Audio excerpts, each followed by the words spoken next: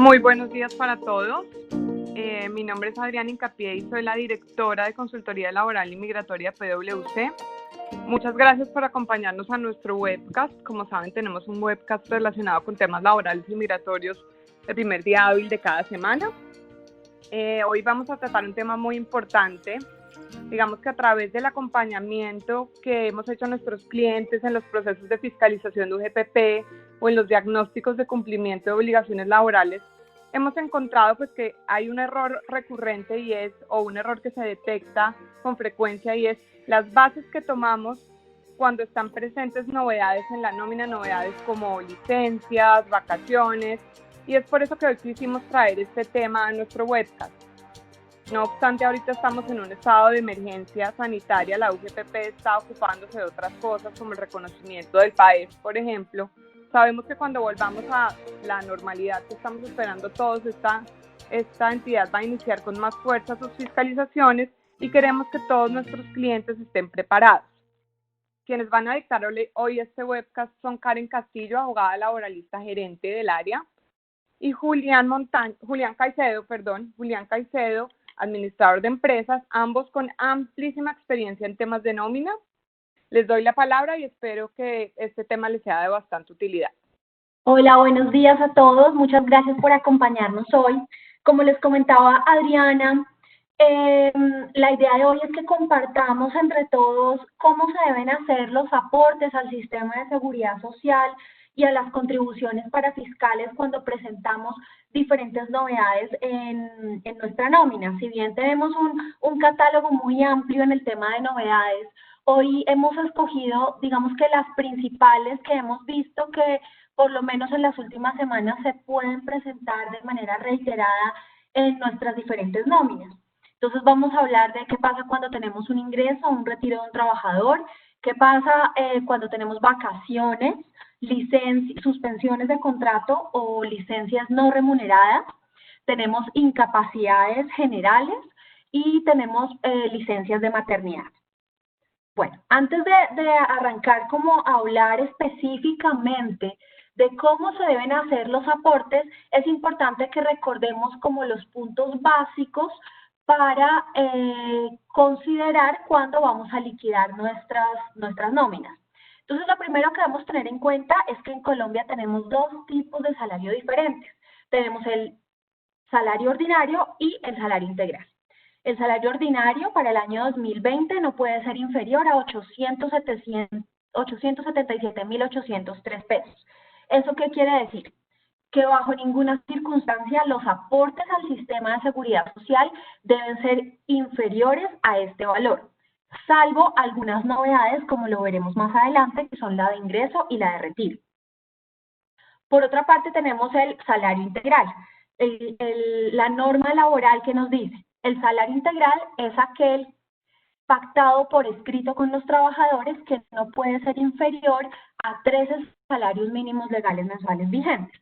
Para el año 2020, considerando el salario mínimo del año, tenemos que el salario mínimo integral debe ser de 11.411.000 pesos. ¿Cómo se hacen los aportes cuando tenemos un salario integral? Se debe considerar el 70% de la base salarial acordada con los trabajadores. También, por otra parte, tenemos, frente a las reglas de seguridad social, que nosotros siempre decimos que en Colombia son amplísimas y además son muy detalladas y específicas, tenemos una regla adicional, y es que tenemos un tope mínimo y un tope máximo para hacer los aportes al sistema de seguridad social. Es decir, como les decía, menos de un salario mínimo no se pueden hacer aportes, salvo que tengamos ingreso o retiro de trabajadores. Y como tope máximo tenemos que solo se pueden hacer aportes hasta una base de 25 salarios mínimos. Por otra parte, tenemos la muy famosa regla del 40%, que está consagrada en el artículo 30 de la Ley 1393 de 2010. ¿Qué nos dice esta norma? Nos dice, mire, cuando usted, empleador, dispone de la facultad que le da el artículo 128 del Código Sustantivo, que le permite pagar a sus trabajadores beneficios no constitutivos de salario, debe aplicar esta norma. Y esta norma lo que dice es: cuando usted haga pagos no constitutivos de salario que superen el 40% de la remuneración mensual de los trabajadores, ese exceso, lo que supere el 40%, debe ser incluido dentro del ingreso base de cotización a el sistema de seguridad social en salud, pensiones y riesgos laborales. Recordemos que las contribuciones para fiscales en Colombia se dividen en dos grandes grupos. El sistema de seguridad social, que está compuesto por salud, pensión y riesgos laborales, y por otra parte tenemos las contribuciones para fiscales destinadas a entidades específicas que son SENA, ICBF y Caja de Compensación. Esta regla de la Ley 1393 únicamente nos va a afectar aportes a seguridad social en salud, pensión y riesgos laborales. Acá más adelante Julián nos va a apoyar con la explicación ya de unos ejemplos aterrizados en números, como para que podamos tener mucha más clara la aplicación de esta norma, pero digamos que en aspectos generales lo que podemos decir es que mensualmente debemos hacer este cálculo frente a cada uno de nuestros trabajadores, y es hacer la sumatoria de sus pagos salariales, sus pagos no salariales, también debemos incluir las vacaciones disfrutadas, para llegar al total de la remuneración. Cuando tengamos un total de la remuneración, vamos a compararlo con ese 40% del total de la remuneración, lo vamos a comparar con los pagos no salariales. Y aquella diferencia que nos dé es lo que nos va a incrementar el ingreso base de cotización en salud, pensión y en riesgos laborales. Bueno, por otra parte tenemos otra regla muy importante para explicar en cuanto a las contribuciones que hacemos mensualmente a los parafiscales, y es el artículo 65 de la Ley 1819. ¿Qué nos dice? Nos dice, miren, frente a cada trabajador que devengue hasta 10 salarios mínimos, vamos a aplicar una exoneración. Este es un beneficio que el Gobierno Nacional ha venido dando ya desde el año 2013.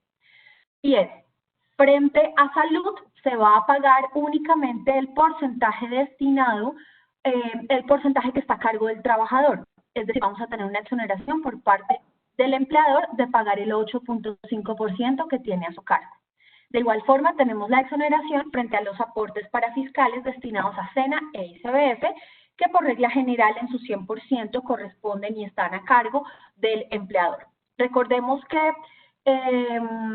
para esto, esta exoneración aplica para los trabajadores que devengan hasta 10 salarios mínimos. Digamos que luego de varias discusiones que se tuvo con autoridades y de varias interpretaciones, ya hoy tenemos muy confirmada la decisión de qué es un devengo. Entonces, por devengo, para efectos de esta norma, vamos a entender que es todo lo que se le da al trabajador en retribución de sus servicios. ¿Esto qué nos va a afectar? Nos va a afectar los pagos salariales y los pagos no salariales. Es decir, que si en algún mes determinado vamos a pagar, por ejemplo, una bonificación, esa bonificación la vamos a tener en cuenta para determinar si el trabajador devenga más o menos de 10 salarios mínimos. Eso no va a implicar que esa bonificación se convierta en un pago salarial para efectos de las contribuciones.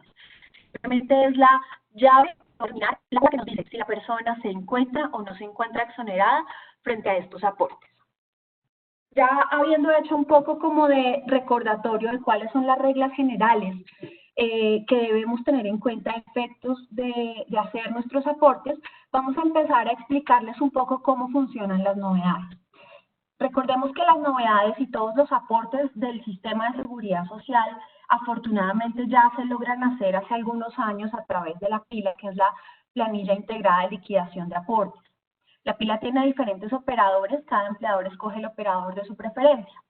A través de la PILA no solo se reportan los trabajadores que tenemos, cuál es su ingreso base de cotización, cuál es su remuneración mensual, sino que también vamos a reportar las novedades que presenta cada uno de estos trabajadores.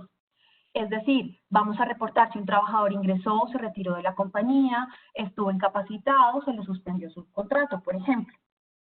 Ahora, para efectos del ingreso y del retiro, es muy importante que tengamos en cuenta las fechas de ingreso y de retiro de los trabajadores para poder saber cuál fue el número de días trabajados en un mes por cada trabajador. Devolviéndome un poco, les decía que, por ejemplo, para aquellos trabajadores que devengan el salario mínimo, únicamente existe, digamos, la justificación de hacer aportes sobre menos del salario mínimo cuando tendremos ingreso o retiro de un trabajador. ¿Cuándo? Cuando el trabajador nos trabajó menos de 30 días en el mes. ¿Por qué? Porque vamos a pagar proporcionalmente a los días que en efecto trabajó este empleado. Entonces, si un empleado nos ingresa el 1 del mes o se retira el 30 del mes, ¿qué nos implica? Que el trabajador sí reporta 30 días de trabajo y eso quiere decir que la base debe ser sobre el salario mínimo completo. Salvo que la persona haya ingresado o retirado en fechas diferentes, vamos a tener aportes sobre la proporción a 20 días, 15 días, 10 días, según el caso específico que nosotros tengamos. Importante, todos los pagos constitutivos de salario son base para los aportes al sistema de seguridad social y para las contribuciones parafiscales, con las reglas exceptuadas que ya les mencionaba frente a la exoneración de aportes y frente al 40%. ¿Me ayudas, por favor, con la siguiente? Ya vamos un poco más adelante, luego de que veamos cómo funcionan las novedades en términos generales. Con Julián vamos a revisar un poco ya ejemplos para que lo puedan ver en números y pueda ser un poco más claro todo lo que les estoy explicando hasta el momento. Bueno, ¿qué pasa cuando tenemos vacaciones? Yo creo que en los últimos 3 meses hemos tenido tal vez varios reportes de vacaciones en las planillas de nuestras compañías. Entonces, por una norma específica tenemos que cuando un trabajador se encuentra en vacaciones, durante el periodo de vacaciones, el IBC debe ser el mismo reportado en el mes anterior al inicio de las vacaciones. ¿Eso qué quiere decir? Si hoy 16 de junio, por ejemplo, yo salgo de vacaciones hasta, digamos, este viernes 19 de junio, estamos hablando de 4 días de vacaciones disfrutadas, el IBC que mi empleador va a reportar en mi planilla de junio va a ser en la proporción del IBC reportado en el mes de mayo. Como lo podemos ver en la tabla, lo que va a suceder es que vamos a coger el IBC del mes anterior, que es el de mayo, lo vamos a dividir en 30 para saber cuál es el IBC diario y lo vamos a multiplicar por el número de días disfrutados en el mes de junio. Miren que es el IBC anterior al inicio de las vacaciones. Si, por ejemplo, mis vacaciones se extendieran hasta julio, aún para los días de julio, el IBC que mi empleador va a reportar durante esos días va a ser el de mayo, porque es anterior al inicio de mis vacaciones, que fueron el 16 de junio. Nosotros, digamos que en varias compañías y digamos en todos los procesos que hemos tenido la UGPP, nos hemos podido dar cuenta que este es un punto donde se suele fallar constantemente. No todas las compañías aplican el IBC del mes anterior. Nuestra recomendación es que verifiquen este punto porque nos hemos dado cuenta que varias liquidaciones de nómina fallan en este punto y además este es un tema que la UGPP siempre va a revisar. Recordemos cómo se hacen los aportes en vacaciones, entonces sobre el IBC del mes anterior, pero para salud y pensión. ¿Por qué? Porque en riesgos laborales, como el trabajador no está prestando sus servicios, no hay obligación de hacer cotización a este subsistema. En cuanto a los parafiscales, no vamos a aplicar la regla del IBC del mes anterior que les decía de salud y pensión. En parafiscales, la regla puede ser un poco más plana y es la base que vamos a tomar en ese mes es el total de lo pagado constitutivo de salario, claro está, a mi trabajador en ese mes. Entonces, miren que este es uno de los ejemplos donde vamos a tener para un mismo trabajador IBC diferente para cada subsistema. En seguridad social vamos a tener uno y en parafiscales vamos a tener otro. Recordemos también que si tenemos retiros, se deben pagar vacaciones, las vacaciones acumuladas. Entonces, cuando pagamos vacaciones acumuladas, por terminación del contrato, ese valor de vacaciones por retiro debe ser base de las contribuciones parafiscales, CENA-ICBS y caja de compensación. Cuando hemos visto estos temas en los procesos de auditoría de la UGPP, nos hemos dado cuenta que la UGPP que compara pagos reportados por liquidación de contrato versus planilla, y se van a dar cuenta si la compañía sí está teniendo en cuenta o no vacaciones por retiro dentro de los parafiscales. Bueno, para las novedades de suspensión de contrato o de licencia no remunerada, que es la SLN, vamos a utilizar como IBC, al igual que las vacaciones, el IBC del mes anterior. Vamos a hacer un ejercicio similar al de las vacaciones, lo vamos a dividir en 30 y el número y lo vamos a multiplicar por el número de días suspendidos. Bueno, me están preguntando acá por el chat, antes de seguir con otra novedad sobre las vacaciones. Nos preguntan, ¿cómo funcionan las vacaciones cuando pasan de un mes a otro? Para el descuento en nómina y el aporte en pila. Digamos que para el aporte en pila, siempre lo vamos a hacer en el mes en que efectivamente sucede la novedad.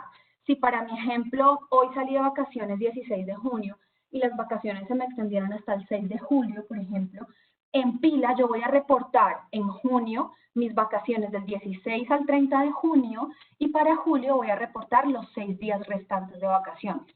Para el tema del descuento de nómina, funcionaría igual, salvo que por liquidación de nómina muchas compañías pagan de forma anticipada las vacaciones. Con anticipado quiero decir que al inicio del disfrute de las vacaciones la compañía asegura el pago al trabajador de todo el periodo de vacaciones, incluyendo el del mes siguiente. Acá deben tener en cuenta que para seguridad social, al igual va a funcionar un aporte en junio y otro en julio. Para fiscales, en caso de que paguen de forma anticipada, se va a pagar la totalidad de vacaciones pagadas anticipadas, va a ser base en junio, y ese pago, como ya se hizo en junio, no va a ser base en julio. Bueno, ¿cómo funciona el tema cuando tenemos incapacidades? Digamos que, ¿cuál va a ser el IBC durante el periodo de incapacidad? El periodo de incapacidad, el IBC es exactamente el mismo valor a aquel que tenga la incapacidad. ¿Eso qué quiere decir? Si mi incapacidad, voy a poner un ejemplo, es de 200.000 pesos, el IBC durante los días de vacaciones va a ser de 200.000 pesos. Recordemos cómo se llega al valor de la incapacidad, todo depende del número de días en que el empleado esté incapacitado. Eso también va a depender quién va a estar obligado a hacer el pago. Como lo podemos ver en la presentación, digamos que los primeros días la obligación va a ser del empleador al 66,6%. A partir del día 3, si bien el empleador es quien tiene la obligación de pagarle al trabajador, el empleador tiene la facultad de recobrar este valor a la EPS hasta el día 180. Ya luego, si la incapacidad se nos prolonga más tiempo, pues vamos a recurrir al fondo de pensiones. Entonces, recordemos, según el monto de la incapacidad, ese mismo valor va a ser el IBC que vamos a reportar en la planilla como IBC. Hace un par de años tuvimos una resolución que nos modificó la forma de reportar esta información en las planillas y ya tenemos un segundo renglón para cada novedad. Vamos a reportar fecha de inicio y fecha final de cada novedad. Con eso, el mismo sistema va a saber cuántos días exactos ocurrió la novedad, cómo liquidar el IBC y además la UGP, va a ser más fácil para la UGP hacer un proceso de auditoría cuando tenemos este segundo renglón. Bueno, ¿cómo funciona cuando tenemos una licencia de maternidad? Esta se liquida considerando el último, cuando tenemos una trabajadora con un salario variable, vamos a sacar el promedio de lo devengado por la trabajadora en el último año de servicios. Recordemos que la licencia de maternidad está a cargo de la EPS desde el día 1, es decir, al igual que la incapacidad por enfermedad general, es el empleador el obligado a pagarle este valor al trabajador, a la trabajadora, pero el empleador tiene toda la facultad de acudir a la EPS y recobrar este dinero, quien va a ser el obligado a hacer en últimas el pago. Bueno, ahora si me ayudas con la siguiente, vamos a empezar a explicarles un poco estas novedades con un ejemplo. Buenos días, mi nombre es Julián Caicedo, hago parte del equipo laboral y tal como lo explicaba Karen, pues nos vamos a entrar en un ejemplo donde podamos ver distintas novedades. Entonces, por ejemplo, nosotros decidimos hacer este ejemplo basado en supuestos donde decimos que hay un empleado que percibe un salario de 1.250.000 pesos, tiene también horas extras por valor de 240.000 pesos, auxilios de rodamiento por 350.000, auxilio de educación por 950.000, incapacidad equivalente a 2 días por el valor de 100.000 pesos, y también tuvo vacaciones disfrutadas en el cual se recibió 150.000 pesos. Entonces, tal como lo explicó Karen anteriormente, como contamos con vacaciones, es necesario tener en cuenta el IBC que se pagó el mes anterior, que en este caso, en el supuesto, evidenciamos que es de 1.600.000 pesos. Entonces, inicialmente lo que vamos a hacer es verificar el cálculo para el valor del exceso que nos determina la ley 1393. Entonces, como pagos salariales, debemos determinar que tenemos el salario y las horas extra. Pagos no salariales, determinamos de acuerdo al artículo 128 del Código Sustantivo de Trabajo que los auxilios no corresponden a un pago constitutivo de salario. Por lo tanto, tanto el auxilio de rodamiento como el auxilio de educación van a ser parte de pagos no salariales. Y por último, las vacaciones disfrutadas, para evidenciar el total de la remuneración.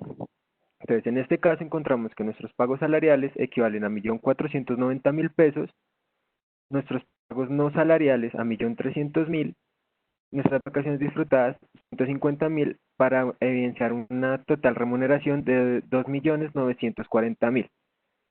Entonces, ahí inicialmente vamos a entrar a ver que los pagos salariales exceden nuestro total de remuneración por el 40%, que es de 1.176.000, dándonos al final un total de 124.000 de excedente.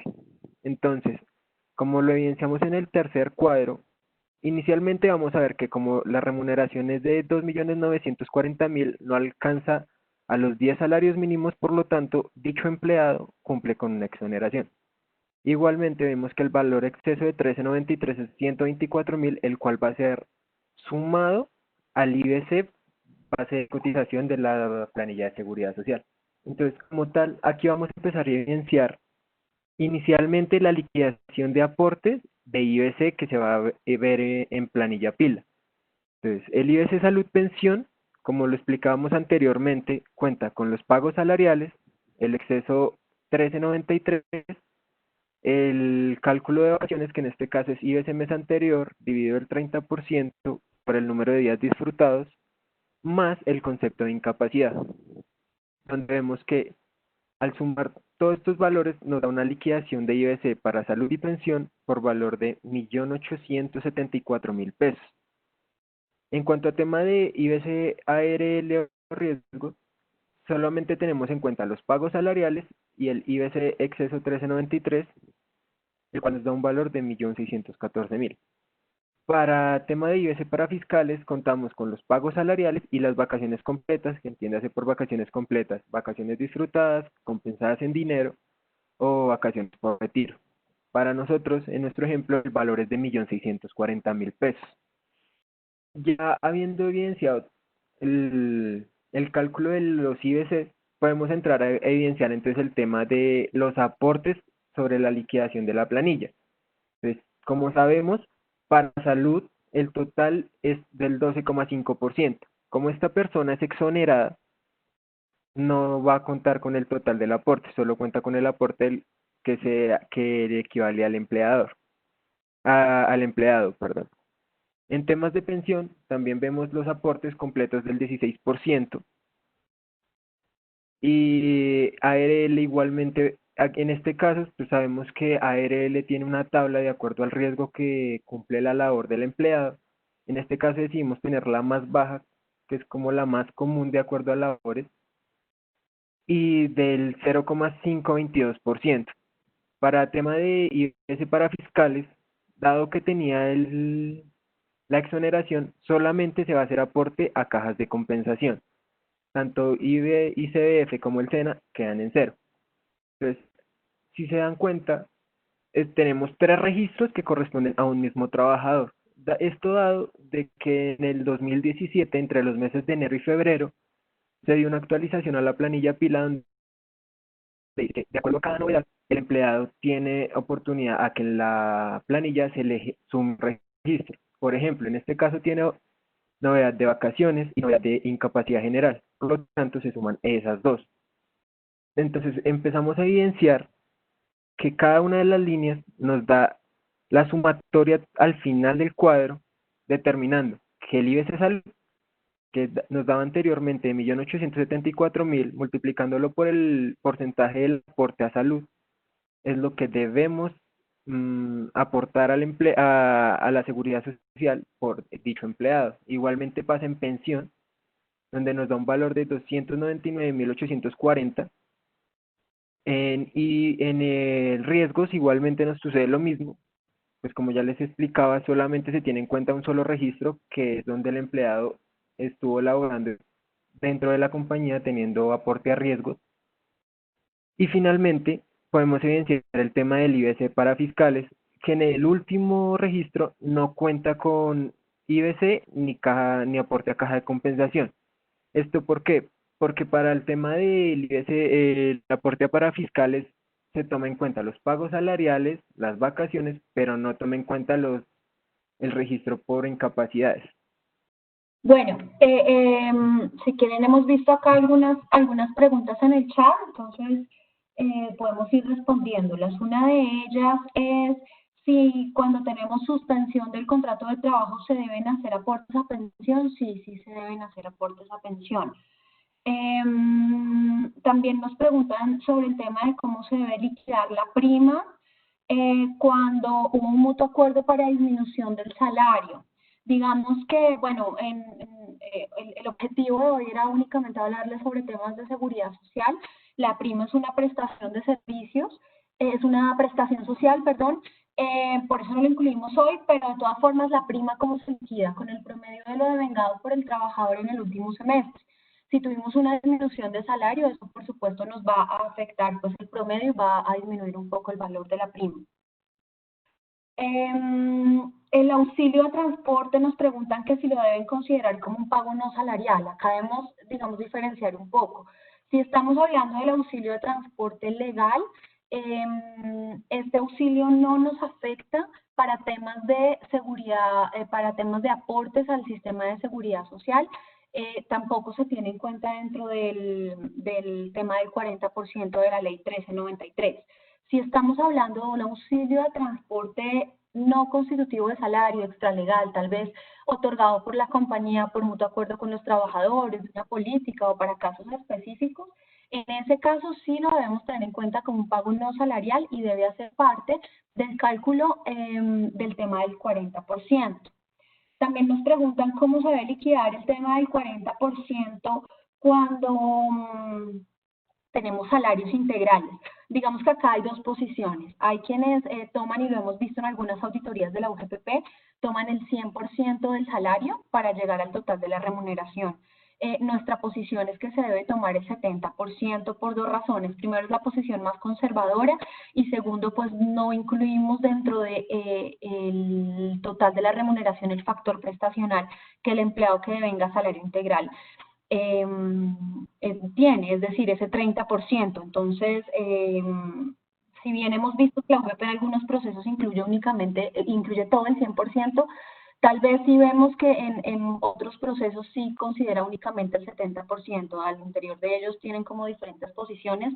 Les repito, nuestra posición es tomar el 70% con el argumento que no se debe tomar el factor prestacional.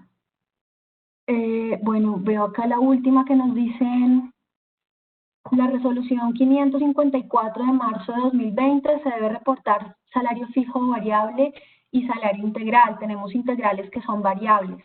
¿Cómo se maneja esto ante el reporte de la novedad? Se pueden reportar las dos novedades sin ningún inconveniente. Es importante que reporten que es un salario integral para que les liquide el 70% y por supuesto el variable, que también en un futuro pues nos va a afectar temas de cómo liquidar, por ejemplo, incapacidades. Bueno, esas han sido como las principales preguntas que hemos visto en el chat. Ya se nos está agotando el tiempo. Muchísimas gracias por acompañarnos. Les pedimos por favor que si tienen más inquietudes, si necesitan de nuestro apoyo para la revisión de algún tema en específico, algún caso especial, lo compartan con nosotros en los correos electrónicos que están en la presentación. Muchísimas gracias por acompañarnos y la próxima semana, como nos decía Adriana al inicio, también vamos a tener una sesión de temas laborales el día martes. Que tengan un buen día.